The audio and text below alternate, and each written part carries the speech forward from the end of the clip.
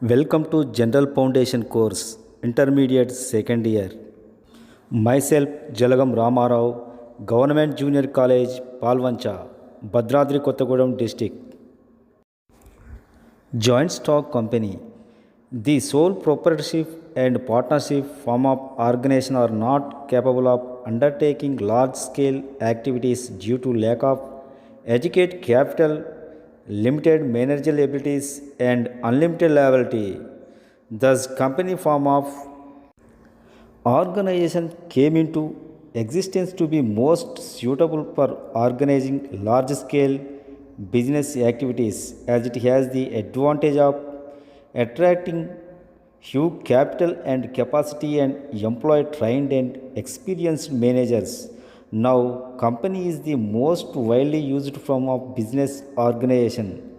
It is also equally good for enterprises doing business on a small scale because of easier access to financial resources, limited liability, and continued existence. So, company is a voluntary association of persons having separate legal entity.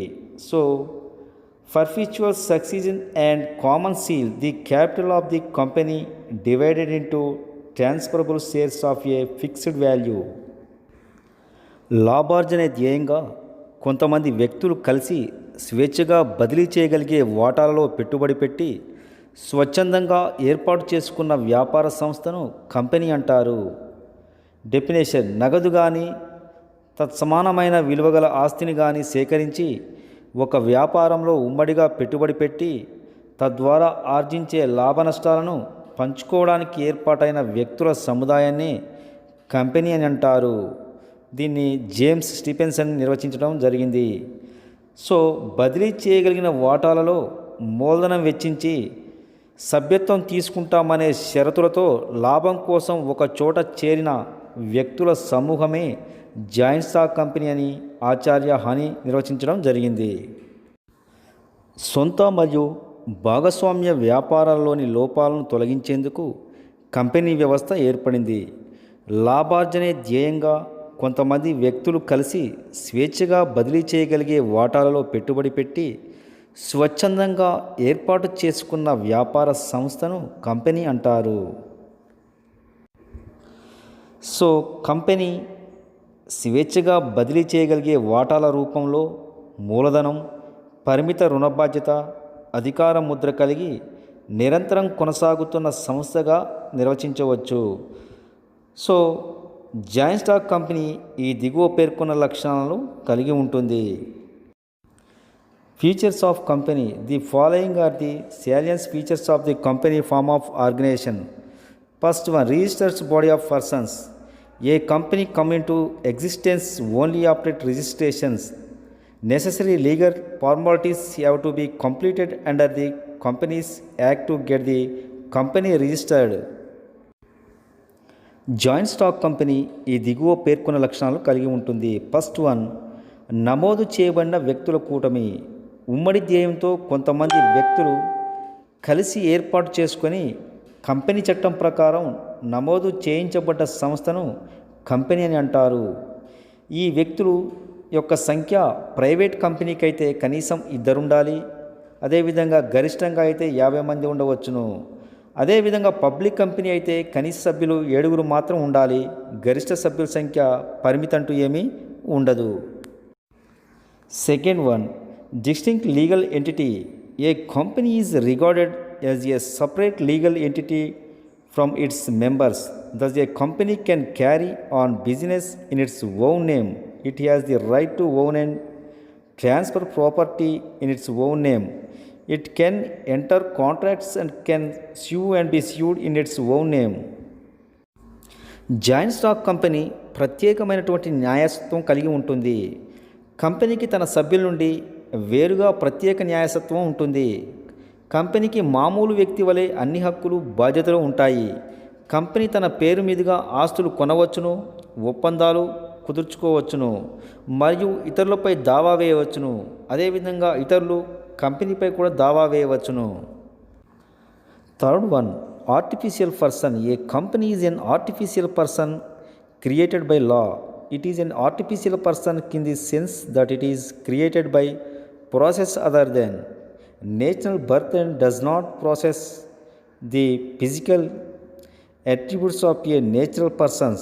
It is invisible, intangible, immortal, and exists only in the eyes of law. Artificial person కల్పిత వ్యక్తి company చట్టం సృష్టించినటువంటి కల్పిత వ్యక్తి. ఇది కంపెనీల చట్టంలో పేర్కొనబడిన ప్రక్రియ ద్వారా జన్మిస్తుంది. సహజ వ్యక్తులకు ఉండే హక్కులన్నీ బాధ్యతలన్నీ ఈ కంపెనీకి ఉంటాయి. అయితే ఈ కంపెనీ కంటికి కనిపించని అదేవిధంగా మరణం లేని చట్టం దృష్టిలో మాత్రమే జీవించి ఉన్నటువంటి కల్పిత వ్యక్తి.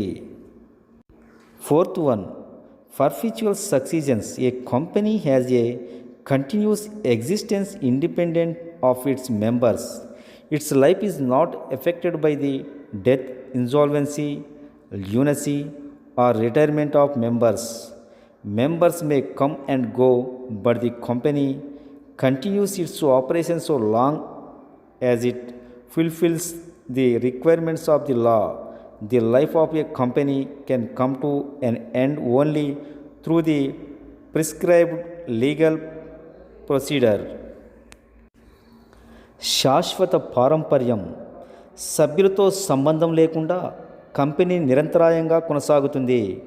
డైరెక్టర్లు కానీ వాటాదారులు కానీ మరణించినా కానీ దివాలా తీసినా కానీ విరమించినప్పటికీ కూడా కంపెనీ ఉనికికి ముప్పు మాత్రం ఏమీ ఉండదు. చట్టపరమైనటువంటి నిబంధనలు పాటిస్తున్నంత కాలం కంపెనీ తన మనుగడను కొనసాగిస్తుంది.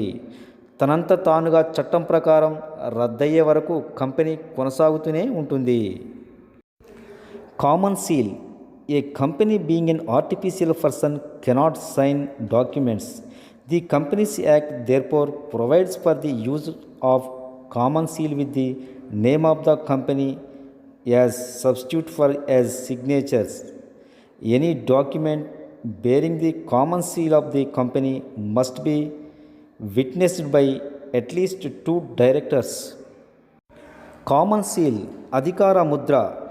కంపెనీ భౌతిక రూపం లేని కల్పిత వ్యక్తి కావడంతో అధికార పత్రాలపై సంతకాలు చేయలేదు. అందుకు ప్రత్యామ్నాయంగా కంపెనీ పేరు కానీ వ్యాపార చిహ్నం గల అధికార ముద్రను కంపెనీల చట్టం నిర్దేశిస్తుంది. ఈ అధికార ముద్రను కంపెనీ కుదుర్చుకునే ఒప్పందాలు, రుణపత్రాలు, ధృవపత్రాల మీద సంతకానికి బదులుగా వేస్తారు. 6th one, limited liability. The liability of the members of a company is limited to the extent of the values of the shares subscribed by them. The personal property of a shareholder cannot be held liable for payment of company debits if he holds full faith of the shares. In case of companies limited by guarantee, the shareholders' liability is limited to the guarantee given by them. Limited liability. పరిమిత రుణ బాధ్యత. Company వాటాదారుల యొక్క రుణ బాధ్యత వారు తీసుకున్న వాటాల విలువకు పరిమితం అవుతుంది. కంపెనీకి నష్టాలు వచ్చి అప్పులు తీర్చకపోతే వాటాదారులకు ఎటువంటి అదనపు రుణ బాధ్యత ఉండదు. వాటాదారులు తమ వాటా మూలధనంతో కొంత మేరకు చెల్లించవలసి ఉంటే ఆ మొత్తానికి మాత్రమే వారికి రుణ బాధ్యత పరిమితం అవుతుంది. Transferability of shares. The capital of a company is divided into parts called shares. Members of a public limited company are free to transfer the shares held by them to anyone. Share can be sold and purchased through stock exchange. However, transferability is restricted in the case of private company. వాటాల బదిలీ. Company యొక్క మూలధనం వాటాలుగా విభజించబడి ఉంటుంది. అంటే public company యొక్క వాటాలను వాటాదారులు మాత్రం స్వేచ్ఛగా బదిలీ చేసుకునే వీలు ఉంటుంది. స్టాక్స్ ఎక్స్చేంజ్ల ద్వారా కంపెనీల వాటాలను అమ్మవచ్చు మరియు కొనవచ్చును. ప్రైవేట్ కంపెనీకి మాత్రం కొన్ని పరిమితులకు లోబడి వాటాల బదిలీ వీలవుతుంది. Separation of ownership and management. Generally the number of share holders of the company who are owners of the company is very large, so it is not possible to all of them to participate in the day-to-day management of the company. The Companies Act allows shareholders of the company to elect a board of directors among them to govern the affairs of the company. యాజమాన్యం వేరు, నిర్వహణ వేరు. Company వాటాదారులు ఎక్కువ సంఖ్యలో ఉండి దేశం నలుమూలలా విస్తరించి ఉంటారు. వారు మూలధనాన్ని సమకూర్చడం తప్ప కంపెనీ నిర్వహణను చేపట్టలేరు. అందువలన వాటాదారులు తమ తరపున కంపెనీని నిర్వహించడానికి డైరెక్టర్ల బోర్డును ఎన్నుకునే అవకాశాన్ని కంపెనీల చట్టం కల్పించింది.